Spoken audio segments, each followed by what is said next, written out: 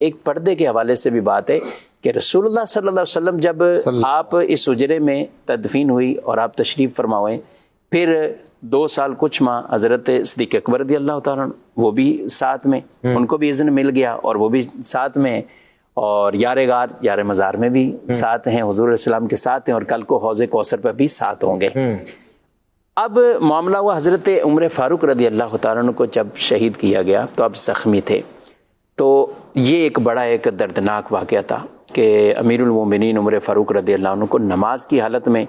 اور رسول اللہ صلی اللہ علیہ وسلم کی زندگی کے بعد جو ایک بڑا سانحہ ہوا نا، بڑا واقعہ، اس میں حضرت عمر رضی اللہ تعالیٰ عنہ کی شہادت کا وہ واقعہ تھا، کیونکہ اس طرح کا واقعہ اور وہ بھی مدینے کے اندر ایسا رونما ہو، کیونکہ حضرت عمر دعا مانگا کرتے تھے، اللہم ارزقنی شہادۃ فی سبیلک واجعل موتی فی بلد حبیبک صلی اللہ علیہ وسلم۔ تو لوگ حیران ہوتے تھے کہ یہ دعا تو یہ مانگتے ہیں، تو اب مدینے میں ایسا کیسے پاسبل ہے؟ اب اسلام کو اتنی تقویت مل گئی، اتنا عروج اور سب کچھ ہے، لیکن یہ دعا بھی یہ مانگتے ہیں یا اللہ شہادت کی موت ہو اور ہو بھی مدینے میں ہو اور میرا مدفن بھی یہاں بنے، یعنی دعا ان دو کے ساتھ اللہ پاک نے قبول فرمائی۔ نہ صرف مدینے کے اندر آپ کی یہ موت شہادت کی، بلکہ مصلی رسول پر،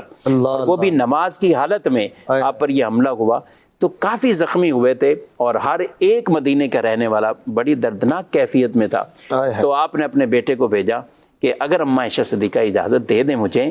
تو میں اپنے یاروں کے ساتھ وہیں آرام کرنا چاہوں گا۔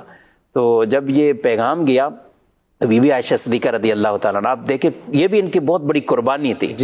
آپ نے کہا یہ جگہ تو میں نے اپنے لیے رکھی ہوئی ہے، یعنی یہ جگہ تو میں نے اپنے لیے رکھی، لیکن میں یہ حضرت عمر فاروق رضی اللہ تعالیٰ عنہ کو دیتی ہوں، اور اثار کر دیا، گویا کہ ہم نے دے دی، کہ پیش کر دی، اور وہ کیفیات اس وقت ایسی تھی کہ انہوں نے یہ پیش کی تو آپ شہید ہوئے، آپ کا وہاں مدفن بنا، آپ بھی تدفین ہو گئے۔ اب اماں عائشہ صدیقہ رضی اللہ تعالیٰ عنہ کہتی ہیں کہ اب جب میں حجرے میں آیا کرتی تھی نا، پہلے میں نارمل آ جاتی تھی،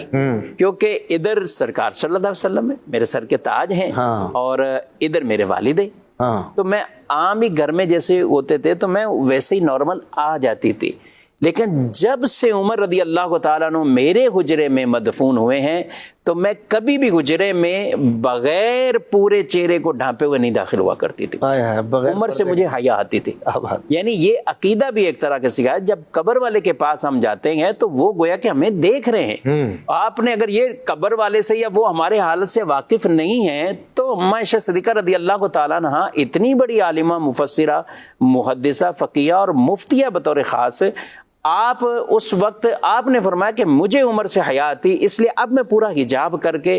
پھر ہی میں اس حجرے میں آتی ہوں۔ تو یہاں ایک پردے کے حوالے سے بھی کتنا ایک اہم ترین درس اماں عائشہ صدیقہ رضی اللہ تعالیٰ عنہ، جو کہ قبر والوں سے بھی یہ کہہ رہی ہیں، یعنی وہ ان سے مجھے حیا آتی تو اس لیے میں نے پورا حجاب۔ تو یہ بڑی سیکھنے کی بات ہے مدنی چینل کے تمام ناظرین، بطور خاص ہماری اور پھر آپ کا خواتین، آپ کا مدفن پھر جنت البقیع میں، جنت البقیع میں آپ کا